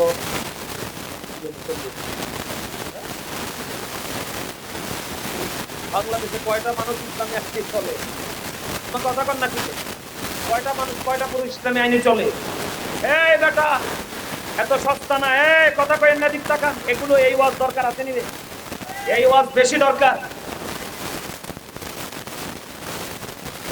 এই ওয়াজ বেশি দরকার কিনা বলেন আরো জোরে এই আপনার ঘরে ঘরে বেয়াদব বউ আসেনি আছে আজকে থেকে সুন্দরী বিয়ে করবেন হ্যাঁ সুন্দর আল্লাহওয়ালা পান তাইলে তো আপনি প্লাস পয়েন্ট আলহামদুলিল্লাহ কিন্তু আপনি সুন্দর পেলেন তবে মনে রাখবেন সুন্দরীরা বেশিরভাগই বেয়াদব ছেলে বলেন মেয়ে বলেন বেশিরভাগই বেয়াদব আর কালো এবং শ্যামলা ম্যাক্সিমামই চ্যাম্পিয়ন তারা বেকুবের মতো কিল্লাই জি বা না একটা কম কথা কয় না কিল্লাই দেখবেন যার বাড়িতে কালো জামাই সবার আগে সালাম দেয় আর যেটা একটু হ্যান্ডসাম দেখতে ফিট পাবে আমার মূল চাইয়া দেখ কথা কন না কেন না বলছি যেই ঘরে কালো এবং শ্যামলা বউ আছে দেখবেন এই ঘরে মোটামুটি সুখ আছে যেই ঘরে সুন্দর যেই ভাই সুন্দর জামাই আছে নিয়া এই জামাই শ্বশুর শাশুড়ি সেবা করবো কোন সময় তো চামড়া চাইয়েই কুল পায় কথা কয় না কেন এত চামড়া চাইয়ে তো কুল পায় না এত কয় ঠিক কিনা কন আর যেই ঘরে সুন্দরী বউ আছে শ্বশুর শাশুড়ি সেবা করবো কোন সময় ওইটা এমনি একটা কথা আরো ধরে কইটা এটা কিন্তু আসলে কিন্তু এটা আমি মুরব্বীদের কাছ থেকে শুনছি এটা আসি আমি আপনাদেরকে বোঝাচ্ছি শুধু বোঝার জন্য কিসের জন্য বোঝার জন্য সম্মানিত উপস্থিতি খেয়াল করেন আপনি যখন সুন্দর কোনো মেয়ের পিছনে ছুটবেন এটার মধ্যে আল্লাহ রসুল কিন্তু নাই তখন কিন্তু মেয়ের বাবা বলবে কাবিন দিতে হবে 10 লাখ তখন আপনি সুন্দরের পূজারি পাগল তখন কিন্তু আপনি 10 লাখ দিয়ে কাবিন করতে হবে এখন শীতের দিন তো আইছে বউরে আদর করে হাসবেন না প্লিজ মনোযোগ দিয়ে কথা শোনেন বাস্তব কথা এখন আপনি শীতের দিনে বউকে বললেন বউরে বাবা তো মা তো বৃদ্ধ ওদু করতে পারেন গরম পানি করে দেয় আমি কি তোমার বাড়ির দাসী তখন আপনি তো মায়ের পেট থেকে আসছেন মা কলিজা ছিঁড়ে আপনাকে দুনিয়া টানছে আপনি যদি যোগ্য কৃতজ্ঞ সন্তান হন আপনি একদম বাম হাতে দিবেন এই কথা বললে কোনো পুরুষের মাথা ঠিক থাকবে দিবেন এখন ওই বউর সাথে সাথে ফোন দেবে আব্বা একলা সংসার করতাম না কেন সে আমাকে টাচ করছে কি কোন টাচ নেগেটিভ কথা কর না কেন বা সে আমাকে প্রহার করছে ঠিক কিনা বলেন আব্বা তো আপনার ইউনিয়নের চেয়ারম্যানের ফোন দিবে কোন আব্বা? মেয়ের আব্বা। ফোন দিয়ে কি করবে? সালিশ বসাবে ইউনিয়ন পরিষদ, ছেলে পক্ষ মেয়ে পক্ষ থাকবে। এখন আপনার চেয়ারম্যান রায় দিবে, তুমি যেহেতু বিয়ে করেছো 1 লাখ টাকা উসুল দিয়েছিলে, 9 লাখ টাকা কাবিনে বরাবর আছে, 9 লাখ টাকা ক্যাশ দিতে হবে এবং 3 মাস 13 দিনের খাওয়ান করার বউকে দিতে হবে, বিয়ে তুমি তাকে ছেড়ে দিবে। উভয় পক্ষে কি করো? অ্যাফিডেভিট হবে, ঠিক না বলেন? সিগনেচার হবে, কাজে থাকবে। এখন ছেলের তো তৌফিক আছে মাত্র 2 লাখ টাকা, সব বেচলে, এক দুটি শাড়ি পাচ্ছি, বউয়ের শাড়ি সব বেচলে, কিন্তু কাবিন বাকি আছে কত? 9 লাখ এবং 3 মাস 13 দিনের খোরা, ঠিক না বলেন? এখন ছেলে তো এই জীবনে দিতে পারবে না। এই তুই আমার কাছে আসবে নয়, আরে বেটা এদিকে আয়, এক্সাম্পল দিতে হবে, এদিকে আয়, এক্সাম্পল। এখন কি করব? ছেলে বউটার কাছে যাবে, কানে কানে বলবে, বউকে বলবে I am really sorry। কি না আমি কি ভুল বলছি? কারণ তার সামর্থ্য নেই, এছাড়া তুই এখান থেকে আর বের হতে পারবে না তো, কারণ বিয়ের দিনে তার নাকে শক্ত বরুই লাগাইয়া দিছে। কথা বলেন না কেন? আমি ভুল বলছি? বউকে পিঠে হাত দিয়ে বলবে, বউ I am really sorry। কথা বলেন না কেন? এখন কি করব? বউ বলবে যে আমার ফয়সালা হয়ে গেছে, আমার সাথে সংসার করবে। এবার পরে গেলে 3 দিন 4 দিন পরে বউ হয়তো একটু পানি গরম করে দেন, আমরা পানি করবো। আজকেও কিন্তু হেবডি আগের দিনের চাইতে আরো শক্তভাবে কথা বলছে, কারণ হেবডি আজকে অন্যায় করে না পার পেয়ে গেছে। আর হেবডি বড় লোকের বেটি, হেবডি শক্ত বড় খুঁটি হলো ওই যে সিগনেচার। কথা বলেন? এখন পরের দিনে বলছে আমি কিন্তু তোমার বাড়ির দাসী না, আজকে কিন্তু ছেলে থাপ্পড় মারতে যাবে, গালের কাছ থেকে হাতটা ফেরিয়ে নিয়ে আসছে। ওই যে অনেক আগে একটা গান শুনছিলেন নি? অনেক আগে, এই গান এখন শোনা যায় না, আমি ছোট থাকতে অনেক শুনতাম। অনেক আগে একটা গান, আপনারা শোনেন নাই? কিছু কিছু মানুষের জীবনে ভালোবাসা চাওয়াটাই ভুল, সারাটি জীবন দূরে দিতে হয় শুধু সেই ভুলের মাসুল। আজকে প্রত্যেকটা ঘরে ঘরে বাবা খুব আদর করে, কি করে? বাবা খুব আদর করে বউ আনছে একটু বউয়ের আদর পাওয়ার জন্য। কথা বল না কেন? এই সন্তানটাকে বড় করতে করতে করতে করতে বউয়ের স্বপ্ন দেখেছে, কিন্তু এই বউয়ের কাছ থেকে ভালোবাসা তো পায়নি। এই জীবন যতদিন থাকবে ভালোবাসা না পেয়ে উল্টো এই ছেলের মাসুলটাকে দিতে। ছেলে কি করবে? আজকে হাত, কথা বলেন, আজকে হাত নিচে নামাই ফেলবে, বউকে আর কেন বউ কিন্তু শুরুতেই করছে। আর যদি আপনি একটা মধ্যবিত্ত পরিবারে যেতেন, শ্যামলা একটা বউ দেখতেন, এই মেয়েটাকে, আপনার মেয়েটা আমার পছন্দ হয়েছে, আমি আমার ঘরে বউ করে নিব, তখন 2 পক্ষ বসতো কাবিনের ব্যাপারে, ঠিক নেই? আপনাকে কিন্তু কোনো ধরনের কোনো ফেসা কিনা বলেন। এই জন্য বাবা মা দায়িত্বশীল, ঠিক দায়িত্বশীল আচরণই করতে হবে, ঠিক কিনা বলেন? আরো যারা বলেন আমার কথায় কি আপনারা একমত? আরো যারা বলেন না একমত? তাহলে আমরা সত্যিকার অর্থে কি করবো? দায়িত্ব পালন করবো। কথা বলেন না কেন? আরো জোরে যেটা বলতে চাইছিলাম। কিন্তু এখন আজকে যে একটা হাইকোর্ট থেকে যে রায় আসছে, এটা আমাদের কালচার। কার কালচার? ইহুদি নাসারাদের মধ্যে কোনো ভেদাভেদ, কোনো বিচার আচার আপনারা জানেন কিনা জানি না। এই পশ্চিমা কালচারের মধ্যে এদিকে তাকান, হাইকোর্ট থেকে কি করেছে? 2 বিয়ে করতে বিবির কোনো অনুমতি লাগবে না, অবশ্যই বড় বিবির অনুমতি লাগবে, এবং 2য় বিয়ে করার পরে ঠিক সবকিছু বড় বউকে সমান করে দিতে হবে। যদি না দেন, হাদিস শরীফের মধ্যে আসছে এই প্রথম স্বামীকে অর্ধাংশ কুজু করে হাসরের ময়দানে দাঁড় করানো হবে, অত্যন্ত লজ্জাজনক। এবং আমাদের দেশে ম্যাক্সিমাম স্বামী আছে আপনার বড় বউর পরে যদি 2য় বিয়ে করে, বড় বউর কোনো খবর রাখে না।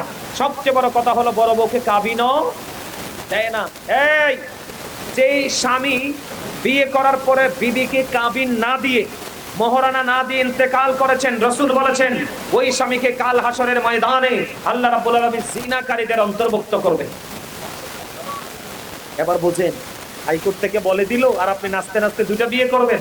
ঠিক আজকে আপনি একটা মেয়ের সাথে যে আচরণ করবেন, কাল বাদে পরশু আপনার মেয়ের সাথে পরের পুঁতেই ব্যবহার করবেন। কথা বলেন না কেন? আমরা আলেমদের সাথে পরামর্শ করব। আমরা পশ্চিমা রঙে রঙিন হতে চাই। আপনি দেখেন না আমেরিকা কি করছে, ভেনেজুয়েলার প্রধানমন্ত্রী কি করছে, স্বামী স্ত্রী দুটাকে তুলে নিয়ে গেছে। এটা কোন আইনে আছে? কোন আইনে আছে? কথা বলেন। আমাদেরকে সজাগ হতে হবে, সচেতন হতে হবে। এই শকুনের নজর কিন্তু বাংলাদেশেও আছে। কথা বলেন না কেন? সেন্ট মার্টিন আমরা যাইতে পারি? হিসাব বুঝতে হবে আপনাদেরকে। হিসাব কিন্তু উল্টে গেছে। কি হয়ে গেছে? আরো জোরে বলে। আজকে কয়দিন বাংলাদেশে গ্যাস আসেনি? কিও এতদিনে না সবাই আমরা চিল্লাইয়া করছি শেখ হাসিনা সব খাইয়ে লেছে, বেচ চালেছে, অন্ধ শেখ হাসিনা নাই। আজকে প্রায় 1.5-2 বছর না শেখ হাসিনা নাই। এখন গ্যাস কোথায় গেল? কথা বলেন না, আমার কথা কি ভুল? আমরা কি পেলাম? আমরা কি পেলাম দাদু ভাই? আমরা কিছু পাইছি? ওই মুরব্বীরা কইছে পাড়া পুতার ঘষাঘষি মরছে রয়েছে মরণ। কথা বলেন না কেন? সম্মানিত উপস্থিতি, আমরা সচেতন হতে হবে, অ্যালার্ট হতে হবে। আমরা যে ওই একটা ছোটকালে একটা কবিতা পড়েছিলাম, এই নিয়েছে এই নিল যা কান নিয়েছে ছেলে, ছেলের পিছে মরছি করে আমরা সবাই মিলে, কিন্তু পরে ঘুরে টুইরা ক্লান্ত হইয়া দিয়ে কানের জায়গায় কান রয়েছে। কথা বলে না কেন? আমরা বাঙালির কিন্তু একটু দোষ আছে, আমরা হুজুকে বাঙালি কিন্তু বিবেচনা করি না। এখনকার বর্তমান যে প্রেক্ষাপট, মানুষ মেরে ফেলতেছে, মানুষকে জোর করে তুলে নিয়ে যাচ্ছে, মানে যা ইচ্ছা তা হচ্ছে, কোনো বিচার আচার আছে? আপনি আমি সবাই ঐক্যবদ্ধ থাকতে হবে। কথা বুঝতে পেরেছেন? এই আপনারা দেখছেন কিনা জানি না, গত কয়েকদিন আগে সীতাকুণ্ডে এক দল গেছে মানুষের জায়গা জোর করে দখল করার জন্য। মাইকে এলান দিয়ে ঘোষণা দিয়ে এমন ভাবে তারা করছে, আপনার এখানেও যদি শকুন আসকে সেইভাবে তারা করতে হবে। কথা বলেন না কেন? আমরা মুসলমান, আমরা সব দিতে রাজি, আমরা ইমান দিতে রাজি না।